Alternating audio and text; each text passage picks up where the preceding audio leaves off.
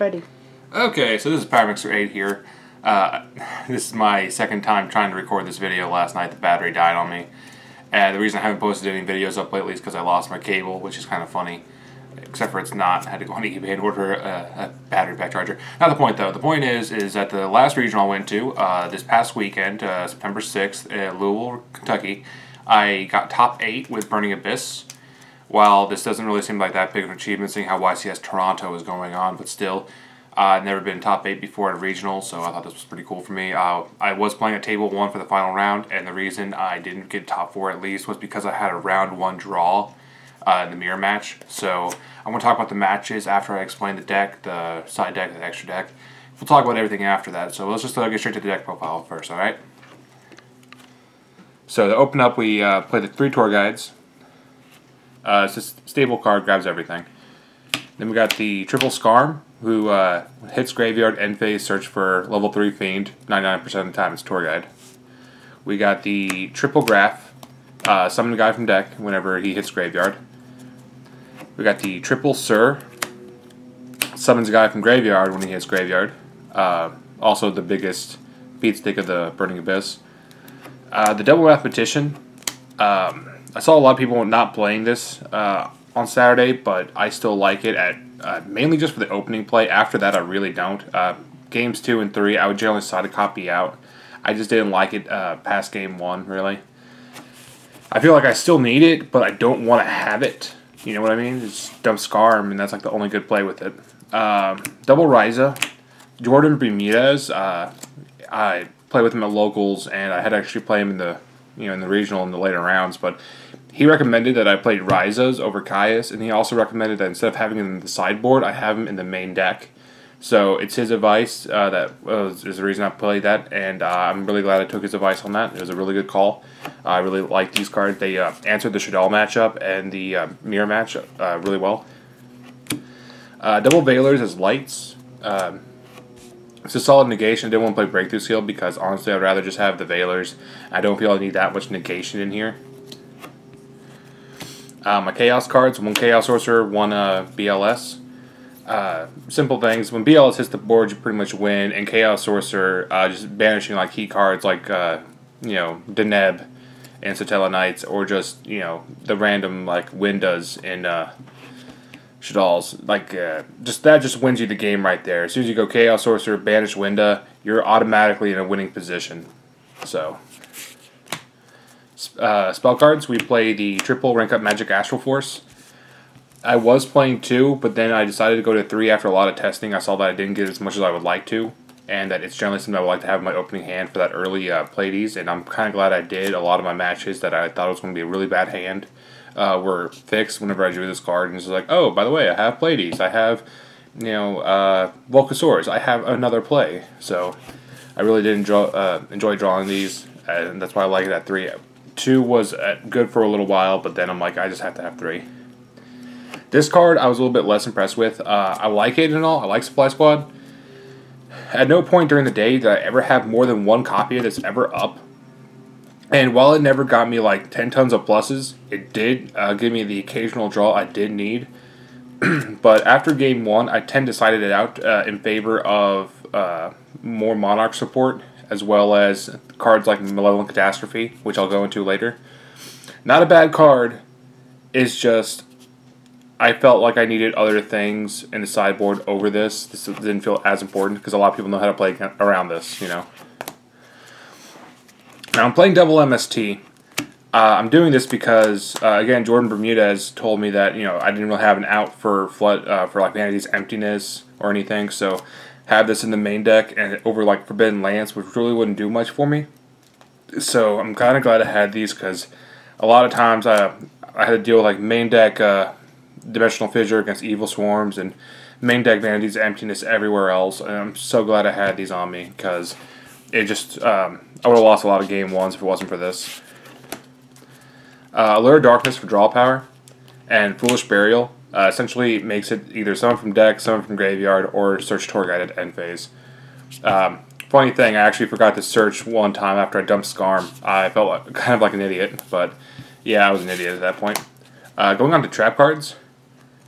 Sorry if I sound out of breath, people. I just had breakfast and I'm panting like a madman. I have the Triple Vanity's Emptiness. This is just a great meta call. You play against Burning Abyss, they go Tour Guide, you flip this. They can't summon anything else. If they try to summon a Burning Abyss, it self-destructs because Tour Guide's up. And they can't really do anything else at that point. You play this against the Tellarknights, they go Altair, you lock out. Even if they get rid of this later on, you still summoned Altair, you still stop the Altair play. Same thing with like Shadal's. They go, you know, play a card effect, send Falco's effect or whatever. You just go flip Vanity's Emptiness. You know, if they go flip up Falco, activate effect, and you just go Emptiness again, they're shut down. If you stop the fusion, you're feeling good and all that. So, Emptiness was really pro today, or that day. Triple Phoenix Wing Wind Blast. Pretty much the paying cost to pitch is really not a cost at all because you just plus back off of it. And it just answers a lot of other issues, like against the Shadal matchup, or if you put Neb back on top. I mean, sure, they can do whatever, but you're still going to bounce out. And I think that, yep, one sec, card was stuck. I just got out of the shower a little while ago, so moisture from me is messing with the sleeves a bit. Double Karma Cut is, it was great, especially in like the Burning Abyss matchup. Round 1, when I played against Burning Abyss, I summon Graph, and he flips Karma Cut, and I'm like, oh no, don't tell me he's playing it, and then he pitches Graph, and I'm like, oh no, he's playing it, and I'm like, ah, well, whatever. So, Karma Cut did, it's essentially our DD Crow, just because it's like, oh yeah, you summon a guy, and you have copies in Graveyard, like if you have Altairs in Graveyard, and I go Karma Cut, knock out your Altair you just summoned, Unite Daigusto Emeralding them back, so they're pretty much locked out. It just does a lot of things for against Shadal's, even the mirror match. It's just a good meta call. Compulse, because it's non-destruction removal, just like all of these are. So it's again good for Shadal's because Winda being a pain can't be destroyed is a kind of a douche thing to deal with. And then we have the Solemn Warning. It's warning. The 2k life doesn't really matter. You negate summons, you're fine. So I can't really complain too much about my trap lineup. I really did enjoy it, and I didn't really feel like I needed anything else. Going on to the extra deck first, I played Double Dante. I have triple, and I was playing triple for a while, but I had to make room for my second Alucard, just due to the fact that if you want to loop the Alucard's effects, you need 2 at least. And the times that I felt like I needed a third Dante, I was already in a winning position that I didn't actually need a third Dante.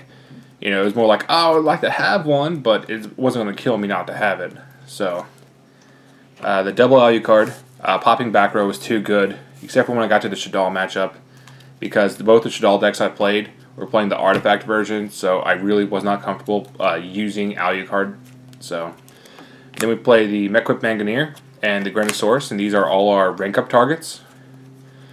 The other 3s that I play are Acid Golem for beating over and OTKing, because whenever you do the math for a deck to figure out how you can OTK, the way I figured in here is 25, 25, and 3,000.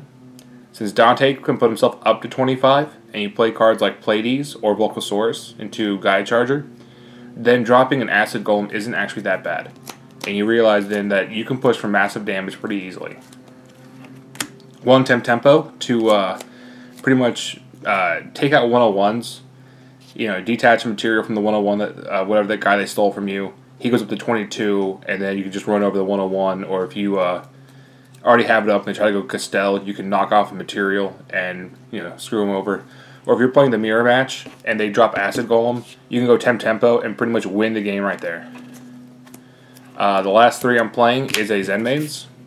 I only summoned it once, and at that point the game was already won by me, so it was more just like extra there to ensure that he can't come back. Didn't really make too much of a difference though. My rank up targets for the Dante is the double Pleiades. For Alucard is the Bram, which I love this card. I play vampires and I love dropping this guy, so now having another deck I can easily play him is awesome. I play the Tyrus for the Mechwhip, and I play the Volcasaurus to go with the Grenosaurus. And as the topper, I play Gaia Charger, but honestly, I never once summoned him. So, that felt kind of a little bit ridiculous. I was going to summon him at one point, but the guy already scooped. Going into the extra deck, I played the Double Majesty's Fiend. This card is really just too good against everything in the meta. Locking out all monster effects just says your opponent can't come back. And then I played the Double Monarch Storm 4th. Combo that with the Majesty's Fiend or the Ryza, you pretty much can just wreck your opponent's board. In my second Burning Abyss matchup, we went to time for game 3. He goes first, he drops Dante, passes to me, time gets called. I drew this and already had this in hand. Activate, sack Dante from Majesty's Fiend. He doesn't get any effects. And then I just started pushing for it with this. He just skipped 2 turns later. So, Majesty's Fiend is just too good. Yep. 1 Nobleman. I wish I had 2 in here, but I decided to play a different sideboard card that I really regret. I play Soul Release. It is mainly for Lightsworns, but also it's good against Burning Abyss or Shadalls or even Satella Knight. So, the third MST, just in case I needed the third one, honestly, I never sided this in, or the Soul Release in that matter, because I always had better stuff to side. Instead of siding MST, I always sided in the Malcats. This single-handedly won me my Satella matchups both times. The second time, the more important time, he had Dimensional Fissure up, Vanity's Emptiness face up, a face-down Vanity's Emptiness, and a face-down Dimensional Prison, and a Dead Call of Haunted, and a Constellar Omega. So he attacks into my set Skarm. I just flipped the Malcat, and I went +4, pretty much. And I just, at that point, I just won the game. Just Tour Guide, make Dante, attack over, win the game. The next thing, Chain Disappearance. The single most terrifying card against Burning Abyss, because even if it's a mirror match, the rule is, it just says a monster has to be summoned. So, even if your opponent refuses to summon because they're paranoid, if you summon a guy, any one of them pretty much, you can chain disc your own, and it'll knock out all of your opponents only, and just the one you summoned. So the thing, what we did was summon Tour Guide, activate effect, and then chain disappearance the Tour Guide. So what would happen is the Tour Guide gets banished, and we would summon this guy, and then they would lose all their Tour Guides, and it was just the biggest, most decimating thing you could do in the mirror match, because they're paranoid of summoning because of chain disc, but you don't have to worry about it. So it works both ways. And it was scary just to play against this. So definitely creepiest thing ever. And also like chain disappearing Falcos or Hedgehogs. It's not as important, but it's still decent. Next up, we play the 2 Stygian Dirges. I only sided this against the mirror match once and Satella Knights, and I never drew him either time. Now, one guy did side him against me in the mirror match, and it did hurt me for a little bit until I said I need to draw an MST, and then I drew an MST because I'm just that good. Seriously, people thought I was like cheating or whatever, but I called die rolls, I called everything. I'm just lucky, just like my parents. Now this card I absolutely hated. I sided it in against Prophecies, I sided against Shadalls, and I never once, the entire day, even after I drew it, I never resolved it. I never, like, it just never worked for me. I would definitely probably take out these and put in a second Nobleman and maybe just another card, but Cursed Seal, it doesn't matter if I lock out your Shadal Fusion because you'll have other plays, you'll have the Super Polys. It'd just be better for me if I just worried about taking care of your monsters and not worrying about your spell card. So, and even against Prophecy, the deck just controls so much that even if they start playing cards, you'll just kill them anyways. It doesn't matter. So that was the deck itself.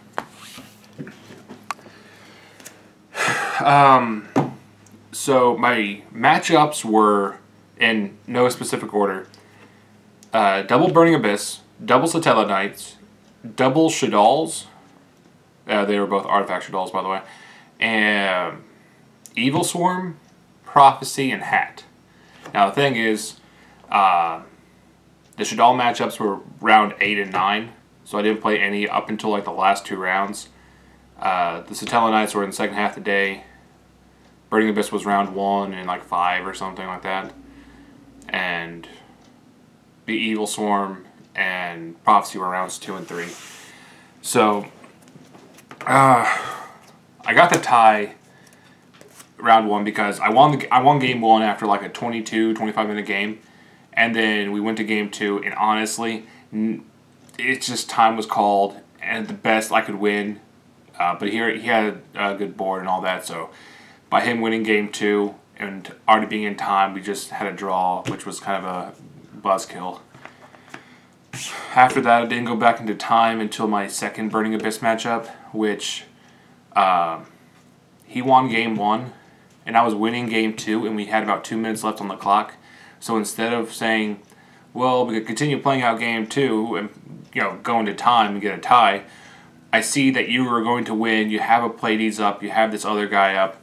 I can't come back from this without taking so long. There's no point in us continuing to play game 2. We went straight to game 3 so that we wouldn't have to be in time and we would have a clear victor.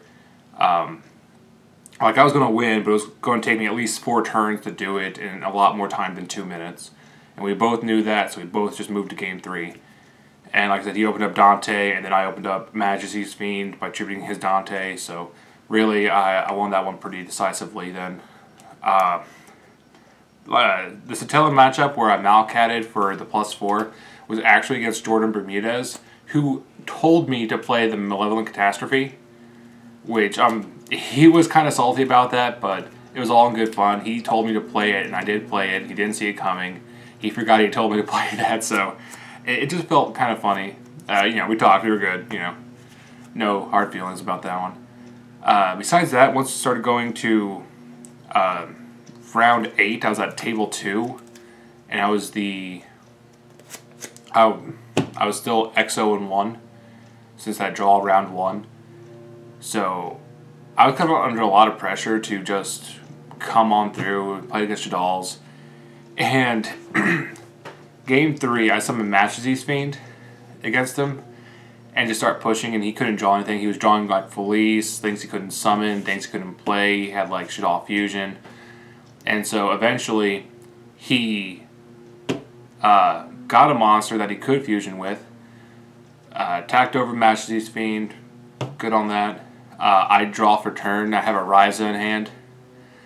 I go hold him in a crossout that I just top deck, knock out all of his Falcos, sack my monster for Ryza, and then bounce his fusion out and attack for game. It was kind of funny.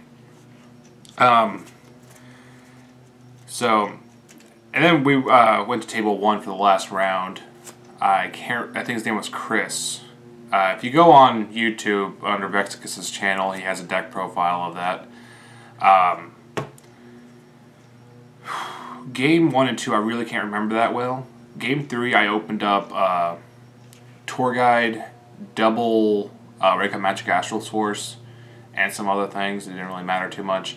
So I went into the turn 1 Pleiades, and then he went and he super polyed it, dropped Jadal Fusion, just dropped a lot of stuff, and came pushing at me, left me really low. So I held out for a couple turns, and then I managed to set I think it was a graph with a Karma Cut face down, with a Sur in hand and Dante in graveyard. His board was Winda, Construct, Jadal Beast, and Moral Tech. So I was thinking I was completely 100% screwed. So he goes, attack with Moral Tech, kills my graph, I summon Skarm. Attacks Skarm with Beast, kill it. Attacks with Winda, I flip Karma Cut, banish it by pitching Sur, summon out Dante in defense, and then Construct, kill Dante. So I managed to hold off 4 monsters that one turn. It was kind of nice, but he had Vanity's Emptiness, didn't set, so even when I tried to come back next turn, he just flipped Vanities, and he got it from there, and there was no way I could win. It was a great match.